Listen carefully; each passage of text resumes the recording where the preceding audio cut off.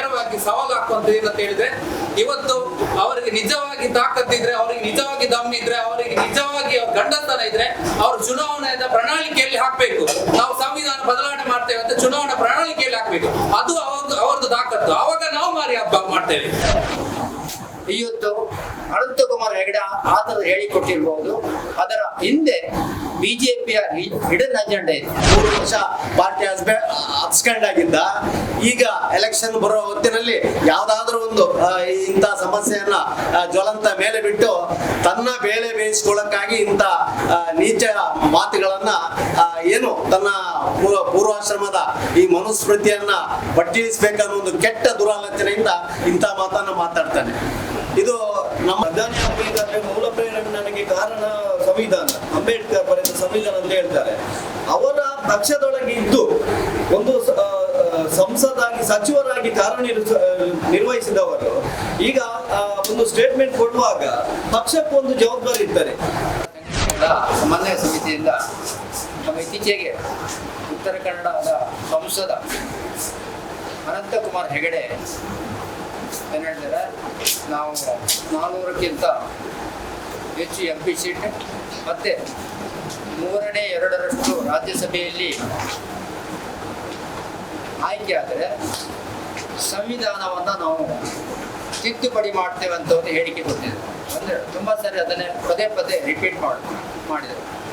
ಅದಕ್ಕಿಂತ ನಾವು ಹಿಂದೆ ಸರಿದ್ರೆ ಏನು ಹೇಳಿದರೆ, ನಾವು ಈ ದೇಶದಲ್ಲಿ BJP ಆಳ್ವಿಕೆ ಬಂದಿರೋದೇ ಈ ದೇಶದ ಸಂವಿಧಾನ ಬದಲಾಯಿಸಿಕೆ ಅಂತ.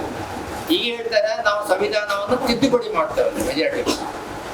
ಈ ಥರದ ಸಂವಿಧಾನದ ಬಗ್ಗೆ ಬಹಳ ದ್ವಂದ್ವವಾದಂಥ ಹೇಳಿಕೆಯನ್ನ ನೀಡಿ ಸಂವಿಧಾನಕ್ಕೆ ಇವರು ಒಂಥರ ಅವಮಾನ ಮತ್ತು ಅಪಚಾರ ಮಾಡುವಂಥ ಕೆಲಸವನ್ನ ಮಾಡಿದರು.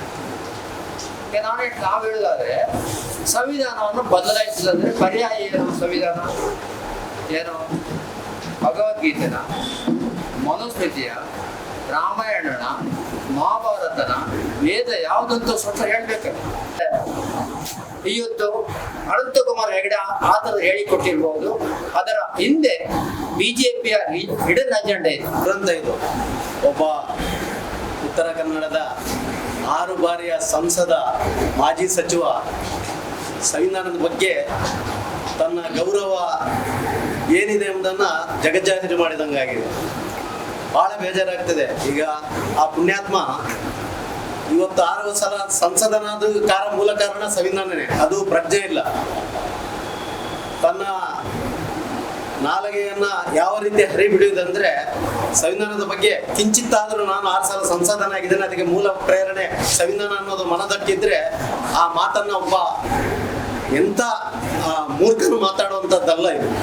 ಬಹಳ ನಮಗೆಲ್ಲ ದಲಿತರಿಗೆ ಬಹಳ ಪಶ್ಚಾತ್ತಾಪ ಆಗುತ್ತೆ. ಇವತ್ತು ನಮ್ಮ ಭಾರತ ದೇಶ ಯಾವುದೇ ಒಂದು ಮಹಿಳೆಯರಿಗೆ ಯಾವ ಸ್ಥಾನಮಾನ ಇತ್ತು ಹಿಂದೆ, ದೀನ ದಲಿತರಿಗೆ ಯಾವ ಸ್ಥಾನಮಾನ ಇತ್ತು, ಇವತ್ತು ಸಂವಿಧಾನ ಇಡೀ ಜಗತ್ತೇ ನಮ್ಮ ಭಾರತ ದೇಶದ ಸಂವಿಧಾನವನ್ನು ಒಪ್ಪಿದೆ. ಇಂಥ ಮೂರ್ಖರಿಗೆ ನಾವು ಯಾವ ರೀತಿ ಹೇಳ್ಬೇಕನ್ನೋದೇ ನಮಗೆ ಒಂಥರ ಬಹಳ ಖೇದ ಆಗ್ತದೆ. ಆತನ ಹೆಸರೆತ್ತಕ್ಕೂ ಒಂಥರ ನಾಚಿಕೆ ಆಗುತ್ತೆ. ರಾಜಕೀಯದಲ್ಲಿ ಜನರ ಮಧ್ಯೆ ಇದ್ದು ಹೋರಾಟ ಮಾಡಿ ಏನೇನು ಸಾಧನೆ ಮಾಡಲಿಕ್ಕೆ ಸಾಕಷ್ಟು ದಾರಿ ಇದ್ದಾವೆ. ಇವತ್ತು ನಮ್ಮ ಆದರಣೀಯ ಪ್ರಧಾನಮಂತ್ರಿ ಆದರೂ ಇವತ್ತು ಈ ಸ್ಥಿತಿಗೆ ಬರಬೇಕಾದ್ರೆ ಆ ಸಂವಿಧಾನ ಕಾರಣ. ಇದು ಪ್ರತಿಯೊಬ್ಬ ಜನಪ್ರತಿನಿಧಿಗಳನ್ನ ಇದರ ಯಾವುದೇ ವಿಚಾರ ಮಾಡ್ಬೇಕಾದ್ರೆ ಅರಿತು ಮಾತಾಡ್ಬೇಕು. ಈ ಪುಣ್ಯಾತ್ಮನಿಗೆ ಅಂತ ಒಂದು ಕನಿಷ್ಠ ಪರಿಜ್ಞಾನ ಇಲ್ಲ. ನಾನು ಏನು ಮಾತಾಡ್ತಿದ್ದೇನೆ, ಈಗಾಗಲೇ ಮೊದಲು ಒಂದ್ಸ ಹಿಂದೆ ಈಗ ಒಂದು 5-6 ವರ್ಷದ ಕೆಳಗೆ ನಾವು ಬಂದಿರೋದೇ, ಅಧಿಕಾರಕ್ಕೆ ಬಂದಿರೋದೇ ಸಂವಿಧಾನ ಬದಲಾವಣೆ ಮಾಡಕ್ಕಂತ ಹೇಳ್ಬಿಟ್ಟು ಕಪಾಳ ಮೋಕ್ಷ ಮಾಡಿ ಮಂತ್ರಿ ಪದವಿಯಿಂದ ಕಿತ್ತು ಏನೇನು ಆಯ್ತು. ಆದ್ರೂ ಆತನ ಈ ಕೆಟ್ಟ ಚಾಳಿಯನ್ನ ಆತ ಬಿಡ್ಲಿಲ್ಲ. ಬಹಳ ದುರಂತ ಇದು. ಅದು ಕೂಡ ಈಗ ಯಾಕೆ ಆತ ಅಲ್ಲೆಲ್ಲ ಕಾರವಾರದಲ್ಲಿ ನಮ್ಮ ಸ್ನೇಹಿತರು ಹೇಳ್ತಾರೆ 3 ವರ್ಷ ಪಾರ್ಟಿ ಅಬ್ಸ್ಕ್ಯಾಂಡ್ ಆಗಿದ್ದ. ಈಗ ಎಲೆಕ್ಷನ್ ಬರೋ ಹೊತ್ತಿನಲ್ಲಿ ಯಾವ್ದಾದ್ರೂ ಒಂದು ಇಂಥ ಸಮಸ್ಯೆಯನ್ನ ಜ್ವಲಂತ ಮೇಲೆ ಬಿಟ್ಟು ತನ್ನ ಬೇಳೆ ಬೇಯಿಸ್ಕೊಳ್ಳಕ್ಕಾಗಿ ಇಂಥ ನೀಚ ಮಾತುಗಳನ್ನ ಏನು ತನ್ನ ಪೂರ್ವಾಶ್ರಮದ ಈ ಮನುಸ್ಮೃತಿಯನ್ನ ಬಟ್ಟಿಸಬೇಕನ್ನೋ ಒಂದು ಕೆಟ್ಟ ದುರಾಲೋಚನೆಯಿಂದ ಇಂಥ ಮಾಡುವಾಗ ನಾನು ಇದಕ್ಕೆ ಒಂದು ಪ್ರಧಾನಿ ಆಗ್ಬೇಕಾದ್ರೆ ಮೂಲ ಪ್ರೇರಣೆ ನನಗೆ ಕಾರಣ ಸಂವಿಧಾನ, ಅಂಬೇಡ್ಕರ್ ಬರೆದ ಸಂವಿಧಾನ ಅಂತ ಹೇಳ್ತಾರೆ. ಅವರ ಪಕ್ಷದೊಳಗೆ ಇದ್ದು ಒಂದು ಸಂಸದಾಗಿ ಸಚಿವರಾಗಿ ನಿರ್ವಹಿಸಿದವರು ಈಗ ಒಂದು ಸ್ಟೇಟ್ಮೆಂಟ್ ಕೊಡುವಾಗ ಪಕ್ಷಕ್ಕೊಂದು ಜವಾಬ್ದಾರಿ ಇರ್ತಾರೆ.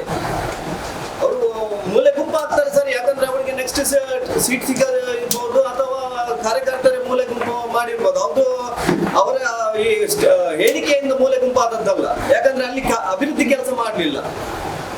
ಕೆಲಸ ಮಾಡಲಿಲ್ಲ ಮತ್ತೆ ಪಕ್ಷದೊಳಗಿನ ವಿರೋಧ ಉಂಟು ಅವರಿಗೆ, ಹಾಗಾಗಿ ಮೂಲೆ ಗುಂಪಾಗಿದ್ದಾರೆ. ಯಾಕಂದ್ರೆ ನಾನು ಆಗ ಹೇಳಿದಾಗೆ ಒಂದು ಪಕ್ಷಕ್ಕೆ ಜವಾಬ್ದಾರಿ ಇರ್ತದೆ. ನಾಳೆ ಅವರು ನಮ್ಮ ಪ್ರಧಾನಿಯವರು ಅಥವಾ ಪಕ್ಷದ ರಾಷ್ಟ್ರಾಧ್ಯಕ್ಷರು ಅಥವಾ ರಾಜ್ಯಾಧ್ಯಕ್ಷರು ಏನು ಉತ್ತರ ಕೊಡ್ತಾರೆ ಅಂತವರನ್ನು ಇಟ್ಕೊಂಡು ನಾವು ಈ ದೇಶದ ಸಂವಿಧಾನಕ್ಕೆ ಗೌರವ ಕೊಡ್ತೇನೆ ಅಂತ ಹೇಳಿದ್ರೆ ಅಂತವರ ಮೇಲೆ ಮೊದಲು ಅವರು ಕೇಸ್ ದಾಖಲು ಮಾಡಿ. ನಾನು ಕರ್ನಾಟಕ ಸರ್ಕಾರಕ್ಕೂ ವಿನಂತಿ ಮಾಡ್ತಾ ಇದ್ದೇವೆ ಈ ಮೂಲಕ, ಯಾಕಂದ್ರೆ ಕಾಂಗ್ರೆಸ್ ಜಾತ್ಯತೀತವಾಗಿ ನಾವು ಸಂವಿಧಾನದ ರಕ್ಷಕರು ಅಂತ ಹೇಳ್ತಾರೆ. ಇವರಿಗೆ ಈಗ ಕರ್ನಾಟಕ ಸರ್ಕಾರಕ್ಕೆ ದಮ್ಮಿಲ್ವಾ? ಇವರು ಅವರ ಮೇಲೆ ಪ್ರಕರಣ ದಾಖಲಿಸಿ. ಹಾಗಾಗಿ ನಾವು ಕೇಳುವುದು ಇಷ್ಟೇ, ನಾವಂತೂ ಚಳವಳಿಯಲ್ಲೆಲ್ಲ ಬಂದವರು, ಮತ್ತೆ ಈ ಸಮಾಜದಲ್ಲಿ ಏನು ಅಸ್ಪೃಶ್ಯತೆ ಆಚರಣೆ ಇದೆ, ಮತ್ತೆ ಜಾತಿ ವ್ಯವಸ್ಥೆ, ಅಸಮಾನತೆ ಇದೆಲ್ಲ ಕಂಡು ಉಂಡವರು ನಾವೆಲ್ಲ. ನಮ್ಗೆ ಗೊತ್ತಿದೆ ಇವರದ್ದು ಮೂಲ ಉದ್ದೇಶ ಏನು. ಇವರ ಮೂಲ ಉದ್ದೇಶ ಅಂತ ಹೇಳಿದ್ರೆ ಇಲ್ಲಿ ಮನುಸ್ಮೃತಿಯನ್ನು ಜಾರಿಗೆ ತರಬೇಕು ಅಷ್ಟೇ. ಅದನ್ನ ಓಪನ್ ಆಗಿ ಹೇಳಿ ಅವರು ಓಪನ್ ಆಗಿ ಹೇಳಿದ್ರೆ ಮುಗಿತಾರಲ್ವೇ, ಅಲ್ಲಿಗೆ ನಾವು ಕೂಡ ಒಪ್ಕೊಂಡಾಗೇನೆ ಅವ್ರನ್ನ ಬಿಟ್ಟು ತರಲಿಕ್ಕೆ ಹೊರಟಿದ್ದಾರೆ ಅಂತ ಹೇಳಿ ಸಮಾಜ ಕೂಡ ಗೊತ್ತಾಗುತ್ತೆ. ಮಾತಾಡ್ತಾರೆ, ಆದ್ರೆ ಅವರ ಮೇಲೆ ಕೂಡ ಒಂದು ದೇಶದ್ರೋಹದ ಕೇಸ್ ಹಾಕ್ಬೇಕಲ್ಲ.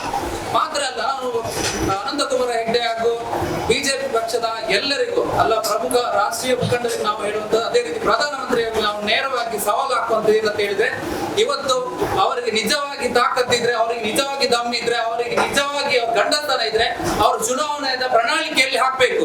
ನಾವು ಸಂವಿಧಾನ ಬದಲಾವಣೆ ಮಾಡ್ತೇವೆ ಅಂತ ಚುನಾವಣಾ ಪ್ರಣಾಳಿಕೆಯಲ್ಲಿ ಹಾಕ್ಬೇಕು. ಅದು ಅವ್ರದ್ದು ತಾಕತ್ತು. ಅವಾಗ ನಾವು ಮಾರಿ ಹಬ್ಬ ಮಾಡ್ತೇವೆ, ನಾವು ಮಾರಿ ಹಬ್ಬ ಅವರಿಗೆ ಮಾಡಿ ತೋರಿಸ್ತೇವೆ. ಚುನಾವಣೆಯಲ್ಲಿ ನಾವು ಸರಿಯಾದ ಉತ್ತರ ಕೊಡ್ತೇವೆ ಅಂತ ಈ ಸಂದರ್ಭದಲ್ಲಿ ಹೇಳ್ತೇವೆ.